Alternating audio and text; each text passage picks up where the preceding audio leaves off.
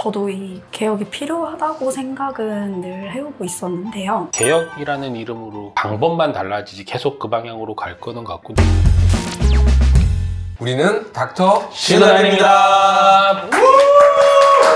자, 오늘은 그 사회적으로 이슈가 되고 있는 문제 하나를 한번 짚고 넘어가도록 하겠습니다. 한 1년여 전에 의료개혁이라는 이름으로 의대 정원 문제가 사회적으로 이슈가 돼서 많은 일들이 있었는데요. 앞으로 의료개혁과 관련된 정원 문제가 어떻게 마무리되고 진행될 건지에 관한 예측을 한번 해보도록 하겠습니다. 먼저 정관우 선생님, 대통령 파면이 의료계에 미칠 영향? 뭐 이런 걸 한번 간단하게 한번. 어려운 건 젊은 의사 선생님한테.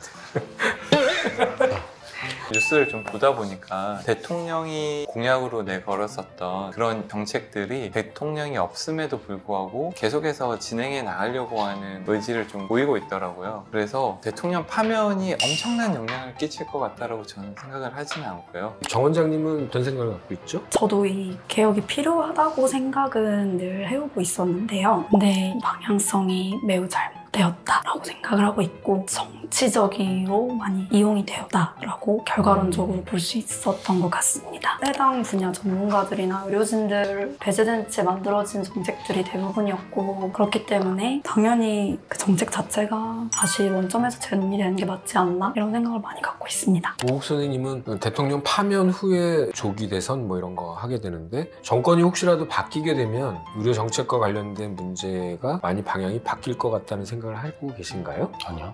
그렇지 않아요. 안 바뀔 것 같아요. 이거는 좌우의 문제나 보수와 진보 간의 색깔을 내는 건 아니잖아요. 개혁이라는 이름으로 방법만 달라지지 계속 그 방향으로 갈 거는 같고 지금같이 준비되지 않은 그 방법 면에서 문제인 거지 개혁은 계속 되겠죠. 요즘 동향을 좀 여쭤볼까요? 인턴 레지던트 선생님들이 병원으로 복귀할 가능성이 좀 있나요? 후배들 얘기 들어보면 복귀할 것 같진 않고요. 지금 복귀해봤자 얻는 게 없다고 많이 느낄 것 같습니다. 옛날에는 당연히 해야 되는 건 줄 알고 인턴 레지던트를 갔던 친구들이 갔다 나와서도 고생할 거 안 하고도 고생하겠다 생각하고 안 들어가 버리는 친구들도 많은 것 같고 전공의 대우 이거에 대해서 좀 더 진지하게 생각하게 된 것 같아요. 사직 전공의들이 굉장히 많아진 상황에서 대학병원을 돌리기 위해서 전문 간호사분들을 많이 채용을 했거든요. 그러한 상황에서 이제 전공의가 돌아오지 않아도 된다, 너희 필요 없다라고 얘기하는 교수들도 있거든요. 그래서 완전히 돌아가는 건 현실적으로 좀 어렵지 않을까. 의대 정원 문제하고 인턴 레지던트 선생님 문제 물론 엮여 있는 부분도 있지만 별개의 문제이긴 또 하거든요. 다른 생각들을 서로 갖고 있어서 제가 선생님들께 질문 드리고 싶은 건 필수 의료라고 되어 있는 그 과들의 미래는 어떻게 될 건지. 지금 필수 의료를 위한 정책들이라면 앞으로 필수 의료는 더 힘들어질 것 같다는 생각이 좀 들더라고요. 지금 나온 정책들 중에 필수 의료와 관련된 정책들은 사실은 미래에 별로 도움이 안 되는 정책이다 이렇게 말씀하시는 거죠? 네. 일단 정원이 된다면 필수 의료는 더 힘들어질 거라고 생각이 들고 근데 정부는 낙수 효과라 그래가지고 갈 데 없으면 필수 의료 할 거라고 진짜로 그렇게 얘기했잖아요. 근데 이제 필수 의료가 힘든 거는 수가 문제라든지 대우 보상 체계나 이런 문제이기 때문에 그런 게 해결되지 않으면 단순히 그 숫자만으로는 해결되지 않을 거라고 생각됩니다. 그냥 아주 독한 말로 국가가 돈을 거기다 쓸 생각을 해야 되는데 돈 안 쓰고 뭐 어떻게 해보려고만 하는 거니까. 한 사회 시스템이나 이런 거를 굉장히 이렇게 짧은 시간 안에 망하게 하기 힘들거든요. 보통은 이런 시스템에 어떤 압박이 들어오면 그 시스템에 관련된 사람들이 굉장히 크게 저항을 하든가 싸움이 생기는데 사실 우리 의사들이 뭔가 한 것 같지만 아무것도 한 게 없기 때문에 그냥 뭐 사직을 해버리고 일을 안 해버리고 뭐 이런 거여서 오히려 더 쟁점화되지 않았던 부분도 있었던 것 같고 그렇습니다. 국가의 일인데 1년 동안 논란만 일으키고 아무것도 한 게 없는 이런 사업이 있다면 그 사업에 대한 책임은 져야 되는 거 아닌가? 대왕보로 사업도 있는데 아니 그러니까 조경 복지부 장관이 1000명 정했다라고 했는데 최근에 이제 대통령 파면 후에 후일담들이 기사화되잖아요. 장관이 용산에 들어갔는데 그냥 3000명 하라고 대통령이 얘기를 해서 놀랬다. 그래서 이제 좀 낮춰서 2000명으로 발표했다. 이런 내용이 기사화에서 계속 나오고 있잖아요. 사실은 다 거짓말이었던 거죠. 과학적으로 검증했다. 뭐 우리가 돈을 투자해서 교육에 투자할 준비가 되어 있다. 이런 말은 사실은 1년이 지난 이 시점에서 보면 다 거짓말이었다. 그렇게 생각을 해봐야 될 것 같아요. 같은데요.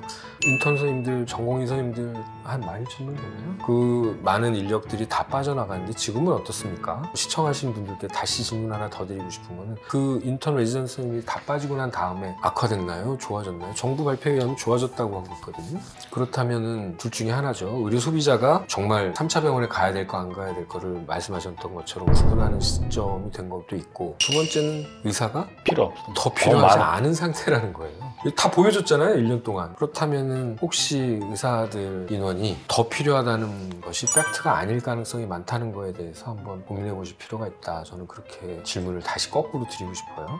그리고 하나 더 질문 드리고 싶은 거는, 피해들이 이제 늘잖아요. 전문 간호사들을 활용하고 늘겠다. 근데 사실은 의료법을 개정한 것이 아니라 대통령령으로 위임해가지고 막 밀어붙인 거거든요. 이 방송을 혹시라도 보실 교수님이 계시면 꼭 말씀드리고 싶은 건데, 전문 책임 간호사가 잘못해서 의료사고가 나면 누가 책임집니까? 그 간호사가 책임집니까? 지시한 교수님 책임. 지시한 교수가 책임집니까? 오히려 교수님들이 더 힘들어지는 시점이지 않을까.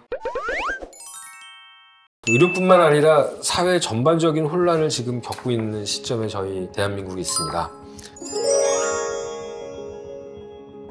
정책적인 문제가 생겼을 때 그래도 국민의 한 사람으로서 목소리를 내야 될 시기가 생긴다면 의사들의 이야기를 한번 듣고 목소리를 내주셨으면 하는 바람을 갖고 있습니다. 저는 아무래도 이제 아기들을 키우고 있는 아빠다 보니까 다음 세대들에 대한 걱정이 저는 항상 많은데요. 맞아. 지금 연금 개혁도 그렇고 의료 개혁도 그렇고 과연 우리 다음 세대들한테 도움이 될 수 있는 그런 것들이 어떤 정책들인가에 대해서 고민을 하고 생각을 많이 해보셨으면 좋겠습니다. 좋은 얘기 같다.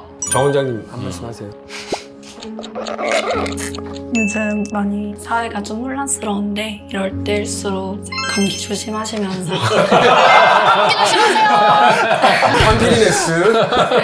의료개혁과 관련한 문제는 사실 저 개인적으로는 굉장히 희망이 없다고 생각을 하고, 아까 우리 오호 원장님 말씀하신 것처럼 망했기 때문에 더 이상 뭐 이렇게 회복 가능하다고 저는 생각하고 있지 않습니다. 몇 년 정도 후퇴했다고 생각하세요?